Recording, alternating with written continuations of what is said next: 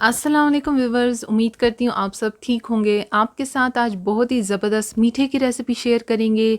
झटपट, मज़ेदार और मुंह में घुल जाने वाला ये मीठा होगा। बहुत आसान रेसिपी है। मीठे तो आपने कई तरह के ट्राई किए होंगे, लेकिन जब आप ये ट्राई करेंगे तो आपको बहुत ही अच्छा लगेगा और बनाना भी बहुत आसान है इसको। तो जल्दी से रेसिपी को शुरू कर लेते हैं। वीडियो आपको अच्छी लगे लाइक कर लें, चैनल को भी सब्सक्राइब करना ना भूलें, बेल आइकन को भी प्रेस कर लें ताकि वीडियोज़ की अपडेट्स आपको मिलती रहें। सबसे पहले इसके लिए आधा कप दूध लिया है, रूम टेम्परेचर वाला दूध है और इसमें 2 टेबलस्पून कस्टर्ड पाउडर डाल देंगे। यहाँ पर मैं मैंगो फ्लेवर का कस्टर्ड पाउडर डाल रही हूँ। अगर आपके पास मैंगो फ्लेवर नहीं है अवेलेबल तो फिर आप वनीला कस्टर्ड पाउडर डाल दें। दोनों से ये बहुत मज़े का बनता है। तो बस यहाँ पर आपने इसको अच्छे से मिक्स करना है, इसके अंदर लम्स नहीं होने चाहिए। तो बस ये देखिए मिक्स हो गया है। अब इसके लिए 2 कप दूध लिया है, फुल फैट वाला दूध इस्तेमाल कर रहे हैं। अगर आपके पास फुल फैट नहीं है तो फिर आप दूध की क्वांटिटी को बढ़ा दें और उसको थोड़ा पकाएं तो वो गाढ़ा हो जाएगा। तो यहाँ पर बस अब दूध को गर्म कर लेना है। दूध जब थोड़ा गर्म हो जाए इसमें चीनी डाल दूँगी।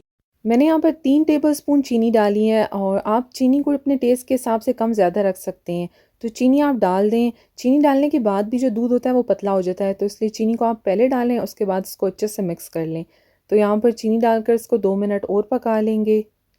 चीनी अच्छे से मिक्स हो गई थी और दूध गर्म भी हो गया था। उसके बाद मैंने फ्लेम को लो कर दिया और अब मैं इसमें कस्टर्ड पाउडर वाला दूध डाल दूँगी और बस ये डालकर आप लोगों ने फ़ौरन से इसको हिलाना है ताकि इसके अंदर कोई गुठली ना बने। फ्लेम आप लोग लो करके डालें और उसके बाद आप लोग फ्लेम को हाई कर दें। यहाँ पर अब आपने इसको मुसलसल हिलाते रहना है। अभी आपको यहाँ पर ये दूध पतला लग रहा होगा, लेकिन आहिस्ता-आहिस्ता जब ये पकना शुरू होगा तो ये गाढ़ा होना शुरू हो जाएगा। यहाँ पर इसको बहुत ज़्यादा भी गाढ़ा नहीं रखेंगे। अब देखिए यहाँ पर ये थोड़ा पतला है। जब इसको थोड़ा और पकाएंगे ये थोड़ा गाढ़ा होना शुरू हो जाएगा।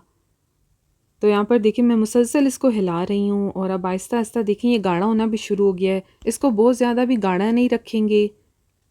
तो अब देखिए यहाँ पर जो है कस्टर्ड जो हमने तैयार करनी थी बिल्कुल अच्छे से पक गई है। इससे ज़्यादा इसको नहीं पकाएंगे। यहाँ पर मैं आपको चेक भी करके बता देती हूँ। देखें इस तरह से होनी चाहिए, इससे गाढ़ी भी ना रखें और इससे पतली भी ना रखें। तो बस फ्लेम से हटा देंगे, इससे ज़्यादा इसको नहीं पकाएंगे। फ्लेम से हटाने के बाद मैं इसको देखें बाउल में निकाल लूँगी ताकि ये ठंडी हो जाए। अब आप इसको इस तरह से भी ठंडा कर सकते हैं और आप थोड़ी देर बाद इसको फ्रिज में भी रख दें ताकि ये ठंडी हो जाए। इसको हम लोगों ने गर्म इस्तेमाल नहीं करना। कस्टर्ड जब तक ठंडी हो रही है तब तक हम लोगों ने यहाँ पर इसके लिए ब्रेड को काट लेना है। यहाँ पर मैंने ब्रेड स्लाइस लिए हैं, फ्रेश वाले लिए हैं और अब मैं इसको काट दूँगी। एजेस मैं इसके नहीं काट रही क्योंकि ये बिल्कुल सॉफ्ट हैं। अगर आपकी ब्रेड के एजेस हार्ड हों तो आप फिर काट सकते हैं। मैं सिर्फ इसको एक साइड से काट कर सेट कर लूँगी ताकि मुझे एक स्क्वायर जो है शेप मिल जाए। तो मैं यहाँ पर अब इसको पहले सेंटर से काट लूँगी। तकरीबन मैं इसको 4 हिस्सों में डिवाइड करूँगी। ब्रेड आप लोग फ्रेश लेंगे तो फिर आपको एजेस काटने की भी ज़रूरत नहीं पड़ेगी। तो इस तरह से दूसरी साइड से भी हमने काट लेनी है ब्रेड। और ये देखें अब मैंने यानी एक ब्रेड के 4 हिस्से कर लिए हैं। इस तरह से देखें ईज़िली ये कट गई है। तो बस सारी ब्रेड जितनी आप लोग इस्तेमाल कर रहे हो आपने सबको इसी तरह से काट लेना है। तो अब मैंने देखें यहाँ पर सारी ब्रेड जो हैं काट ली हैं। तकरीबन मैंने यहाँ पर 5 ब्रेड का इस्तेमाल किया है। यहाँ पर अब इसके लिए हम लोगों ने आधा कप विपिंग क्रीम ली है, चिल्ड विपिंग क्रीम इस्तेमाल कर रहे हैं और अब इसको बीट कर लेंगे। शुरू में स्पीड को लो रखें, उसके बाद आप लोग हाई करें और तकरीबन 6 से 7 मिनट में ये जो है अच्छे से बीट हो जाएगी। अगर ठंडी क्रीम नहीं होगी तो फिर मुश्किल होगी आप लोगों को बीट करने में, तो इसलिए ठंडी क्रीम का इस्तेमाल करें। तो अब देखें थोड़ी देर बाद जो है क्रीम अच्छे से बीट हो गई है, बिल्कुल अपनी जो क्वांटिटी है उसकी डबल हो गई है। इस तरह से देखें होनी चाहिए। कस्टर्ड भी देखें रूम टेम्परेचर पर आ गई है, अच्छे से ठंडी हो गई है और देखें किस तरह से गाढ़ी भी हो गई है। अब यहाँ पर आप लोगों ने इसको हैंड मिक्सर से अच्छे से मिक्स करना है ताकि ये बिल्कुल एक लिक्विडी फॉर्म में आ जाए, यानी इसको बहुत ज़्यादा गाढ़ा नहीं रखना। और आप देखें थोड़ी देर बाद ये कैसे पतली हो गई है। अब जो क्रीम हमने बीट की थी उसमें से 2 टेबलस्पून मैं इसमें डाल दूँगी और इसको दोबारा अच्छे से मिक्स कर लूँगी। बहुत ही मज़े का ये मीठा बन रहा है। मैंगो भी सीज़न में इन हो गए हैं, ज़रूर ट्राई करें। तो अब देखें क्रीम इसके अंदर कितने अच्छे से मिक्स हो गई है और उसका कलर भी लाइट हो गया है। और यहाँ पर देखिए मैं आपको चम्मच से भी बता देती हूँ कि ये किस तरह से हो गई है। इस तरह से देखिए होनी चाहिए आपकी कस्टर्ड, ना बहुत गाढ़ी रखें और ना ही पतली। इस तरह से देखें रनिंग फॉर्म में होनी चाहिए।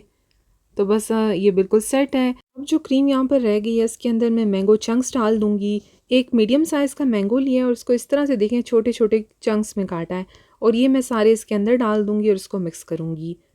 बहुत अच्छा मज़े का फ्लेवर आएगा दोनों चीज़ें जब मिक्स होंगी।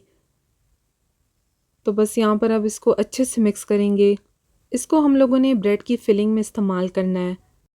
आप लोग इसमें बहुत ज़्यादा नरम वाला जो है वो मत इस्तेमाल करें, बस अच्छा मीठा पका हुआ इस्तेमाल करें। तो बस ये देखें अब अच्छे से मिक्स हो गई है क्रीम और मैंगो चंक्स देखें। और क्रीम जो है आपने अच्छे से हार्ड विप करनी है।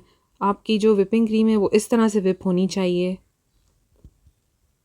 अब यहाँ पर हम लोगों ने जो ब्रेड को काट लिया था 4 हिस्सों में, उसके अंदर अब यही क्रीम की फिलिंग करेंगे अच्छे से। बस 1 टेबलस्पून भर कर इसके अंदर आप लोगों ने इसके ऊपर ये नहीं लगा देनी है ये क्रीम। तो बस अच्छे से आप लोग इसको जो है इससे कवर कर दें, बिल्कुल सैंडविच की तरह इसको बना लेंगे। बस अच्छे से इसको फिल करने के बाद अब ब्रेड के दूसरे हिस्से से इसको बंद कर लेंगे, थोड़ा सा आप दबा लें ताकि सेट हो जाए। इसी तरह से कर कर हम लोगों ने सारी ब्रेड की फिलिंग कर लेनी है अच्छे से। बस आप डालें इनको, क्रीम अच्छे से बीट होगी तो देखें इसके अंदर अच्छे से सेट भी हो जाएगी। तो बस ये कर कर आप लोग इसको साइड पर रख दें सारी ब्रेड। बस आप लोगों ने इसी तरह से देखें सैंडविच की तरह ये बिल्कुल एक बन गया है। तो बस इस तरह से कर कर आप लोगों ने सब के अंदर फिलिंग कर देनी है। यहाँ पर मैंने थोड़ा सा दूध लिया है, रूम टेम्परेचर वाला दूध है, आप ठंडा दूध भी इस्तेमाल कर सकते हैं। और इसके अंदर मैंने 1 टीस्पून जो है पाउडर शुगर डाली है और इसको अच्छे से मिक्स कर लेंगे।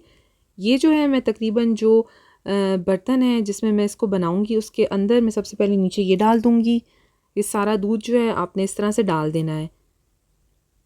इसके बाद हम लोगों ने जो ब्रेड सैंडविच ब्रेड जो हमने बना लिए थे वो हम इसके अंदर रख देंगे।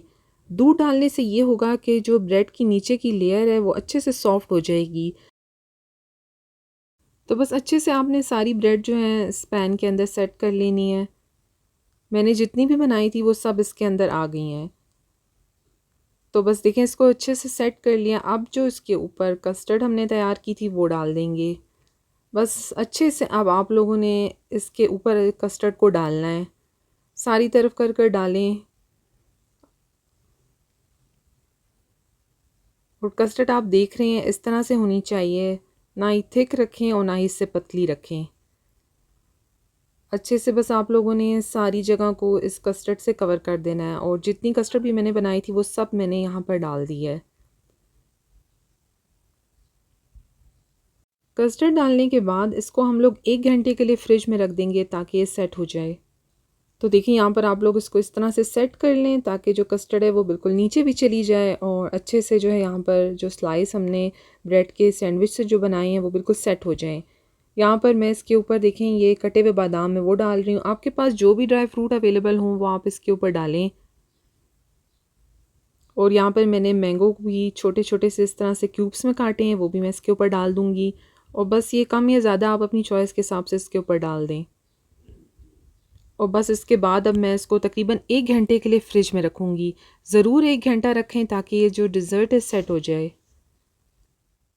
1 घंटे बाद ये बिल्कुल सेट हो गया है, बहुत ही ज़बरदस्त मीठा बना है। डिफरेंट सी रेसिपी है, आसान इंग्रेडिएंट्स हैं, झटपट बनने वाली भी है। तो ज़रूर ट्राई करें, बहुत ही मज़े का मुंह में घुल जाने वाला ये डिज़र्ट है। मैंगो का सीज़न इन भी है तो आपने ये रेसिपी ज़रूर ट्राई करनी है और फीडबैक भी शेयर करना है। इस आसान से बनने वाले मीठे की रेसिपी आपको अच्छी लगी हो तो लाइक शेयर करने के साथ चैनल को भी सब्सक्राइब कर लें। Thank you. अल्लाह हाफिज़।